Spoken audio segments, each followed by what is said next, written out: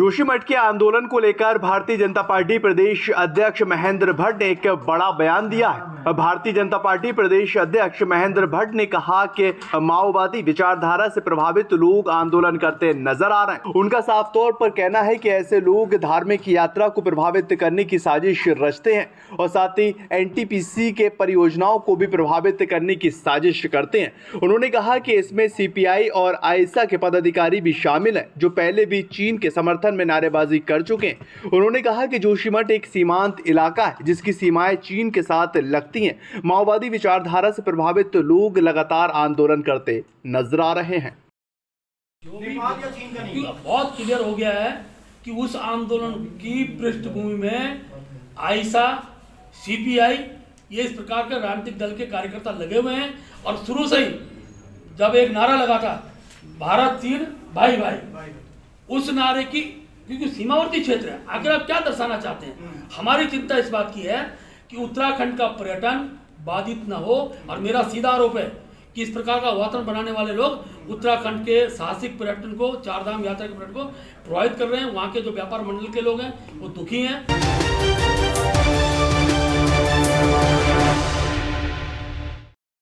भारत जोड़ो यात्रा के समापन पर मुख्यमंत्री पुष्कर सिंह धामी का एक बड़ा बयान निकलकर सामने आया है। कांग्रेस की भारत जोड़ो यात्रा के समापन पर मुख्यमंत्री पुष्कर सिंह धामी ने तंज कसते हुए कहा कि जो कश्मीर विरोधी हैं, धारा 370 के हटाने का विरोध कर रहे थे, जिनकी वजह से एक ही देश के अंदर दो निशान, दो विधान और दो प्रधान चला करते थे, वो लोग आज भारत को जोड़ने की बात करते नजर आ रहे हैं। पुष्कर सिंह धामी ने आगे कहा कि जिनकी वजह से लगभग 4000 लोगों को अपनी शहादत देनी पड़ी, वही कांग्रेस पार्टी भारत जोड़ो यात्रा का सपना पाले बैठी है। श्रीनगर जम्मू कश्मीर से यात्राएं की जा रही हैं, जो सीधा सीधा प्रमाण है कि कश्मीर में सब कुछ सामान है और पहले से बेहतर स्थिति में इस वक्त कश्मीर है। आज इन तमाम समस्याओं को नजरअंदाज कर कांग्रेस पार्टी अपनी राजनीति करती हुई नजर आ रही है। विपक्ष के जितने भी काम है, सरकार के जितने भी काम है, वो कांग्रेस पार्टी दरअसल पचा नहीं पा रही है। जो लोग धारा 370 हटाने का विरोध करते थे और जिनके कारण से कश्मीर में एक ऐसा परिदृश्य पैदा हो गया, एक ऐसा परिदृश्य बन गया कि देश के अंदर, एक ही देश के अंदर दो विधान, यानी कि दो संविधान, दो प्रधान और दो निशान चलते थे। और वो कहते थे कि धारा 370 समाप्त होने से कुछ नहीं होने वाला है। ये आज वहाँ पर दिखाई दे रहा है, जिस प्रकार का अमन है, जिस प्रकार की शांति है, जिस प्रकार की कानून व्यवस्था है। और राहुल गांधी भी वहाँ जाकर अपनी यात्रा समाप्त कर रहे हैं।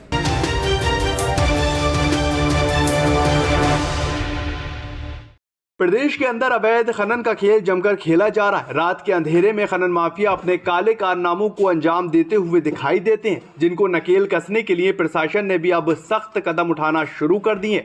वहीं इस क्षेत्र में प्रशासन की ताबड़तोड़ कार्रवाई को देखते हुए अवैध खनन और भंडारण और परिवहन से संबंधित शिकायतों को मिलने पर शासन के निर्देशों के अनुपालन में निदेशक भूतत्व एवं खनन विभाग के देहरादून की अगुवाई में एक टीम का गठन किया गया है, जिसको लेकर आगे की कार्रवाई भी की जाएगी। आपको जानकारी दें कि राज्यपाल लेंगा अपर निदेशक भूतत्व और खनिकर्म विभाग देहरादून की संयुक्त अगुवाई में जनपद उधम सिंह नगर के बाजपुर और काशीपुर तहसील क्षेत्र में 16 जनपद नैनीताल के रामनगर और तहसील के तमाम जगहों पर सीसीटीवी कैमरे से भी निगरानी की जाएगी। इन तमाम लोगों को लेकर एक सक्रिय कोशिश प्रशासन की तरफ से लगातार आने वाले दिनों में देखने को मिलेगी। जनपद उधम सिंह नगर और नैनीताल में अवैध खनन की लगातार शिकायतें प्राप्त हो रही थी। शासन से प्राप्त निर्देशों के क्रम में मुख्यालय के परिवर्तन दल के द्वारा उधम सिंह नगर और नैनीताल में छापेमारी की गई और 27, 28 और 29 तारीख तक लगातार छापेमारी की गई और क्रशरों की जांच पैमाइश की गई।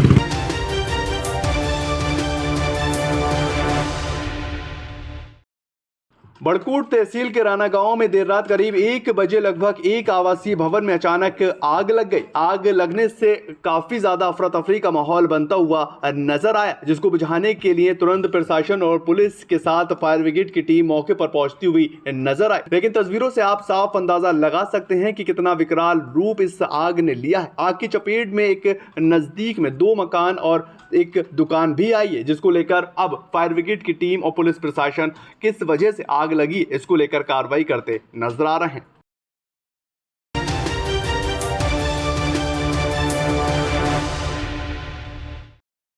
भारतीय जनता पार्टी के प्रदेश अध्यक्ष महेंद्र भट्ट की नई कार्यकारिणी के गठन के बाद पहली कार्य समिति की बैठक देहरादून के रायवाला में हुई, जिसमें सरकार व संगठन में सामंजस्य स्थापित करने के उद्देश्य से मुख्यमंत्री पुष्कर सिंह धामी ने सरकार के मंत्रियों के साथ बैठक की।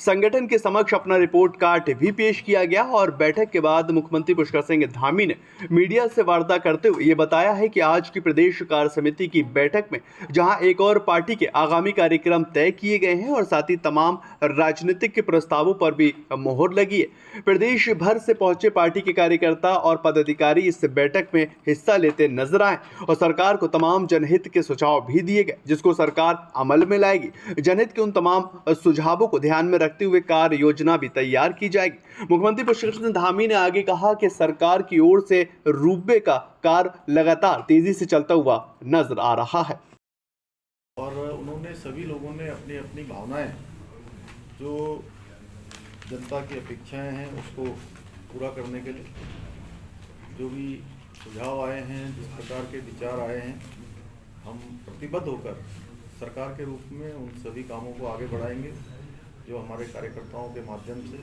आम जनता की भावनाएं आई हैं।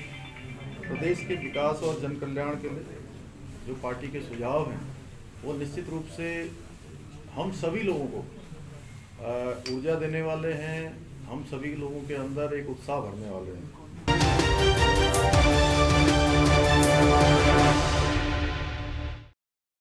खबर डोंगरगांव से आ रही है। डोंगरगांव में देशी शराब दुकान कर्मचारी की दबंगियाई देखने को मिली है। शराब लेने गए युवक को दौड़ा दौड़ा कर बेरहमी से पीटा गया है, तो वहीं पर दुकान के मैनेजर पर शराब कोचियों को कमीशन से लेकर शराब को देने का आरोप लगता नजर आ रहा है। पीड़ित युवक जान बचाकर वहां से भागता हुआ नजर आया है। युवक ने स्थानीय पुलिस थाने में शिकायत को दर्ज करवाया और इसके बाद मीडिया के सवालों से भी देसी शराब दुकान का मैनेजर भागता नजर आया। मीडिया कर्मियों को कुछ भी जानकारी देने से इनकार कर दिया गया। जानकारी के अनुसार आबकारी विभाग के अधिकारी अल्ताफ खान ने कहा कि दोषी कर्मचारियों पर आवश्यक कार्रवाई की जाएगी।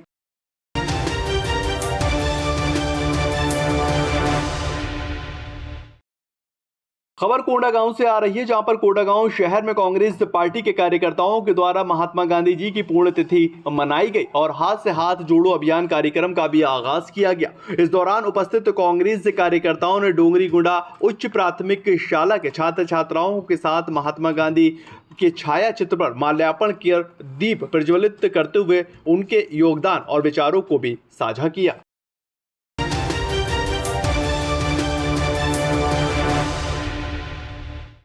अंकिता भंडारी हत्याकांड के मुख्य आरोपी पुलकित आर्य के नार्को और पॉलीग्राफी टेस्ट पर नैनीताल हाई कोर्ट ने सोमवार को रोक लगा दी है। अंकिता भंडारी हत्याकांड में बचाव पक्ष की पैरवी कर रहे अधिवक्ता अमित सजवाड़ा ने जानकारी देते हुए ये बताया है कि कोटद्वार जेएम कोर्ट ने पुलकित आर्य के नार्को और पॉलीग्राफी टेस्ट के आदेश दिए थे, जिस पर सोमवार को नैनीताल हाई कोर्ट ने रोक लगाई है। उधर दूसरी ओर एडीजी कोटद्वार में अंकिता भंडारी हत्याकांड में अगली सुनवाई 2 फरवरी को होनी है।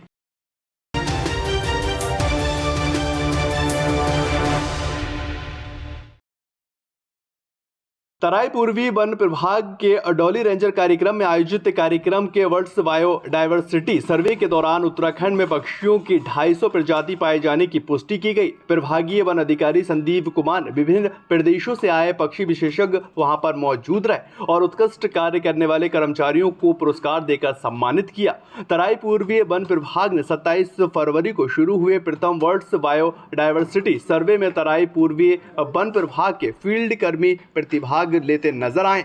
सर्वे में गुजरात, झारखंड, राजस्थान आदि राज्यों के अलावा रामनगर और अल्मोड़ा से आए पक्षी विशेषज्ञों ने वहां पर अपना योगदान दिया। इस मौके पर उप प्रभागीय वन अधिकारी गोला अनिल कुमार जोशी और IFSD नायक और रेंजर नवीन सिंह के साथ तमाम गणमान्य लोग उपस्थित रहे।